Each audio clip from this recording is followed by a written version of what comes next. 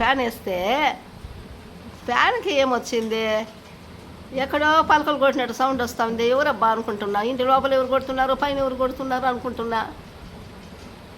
చూడండి మా ఫ్యాను డొమ్మలు కొడుతూ ఉంది. ఆ డొమ్మలు కొట్టేదానికి కారణం ఏమిటో, మా చిన్నోడు బాల్తో కుట్టి కుట్టి కుట్టి ఏమన్నా లూజ్ అయిపోయిందేమో దానికి బుర్ర, అదే కొట్టుకుంటా ఉంది. చూడు, ఇటువంటి సౌండ్ అందరింటిలో రాదనుకుంటా. ఇది వెరైటీ సౌండ్, మీరు కూడా వినండి.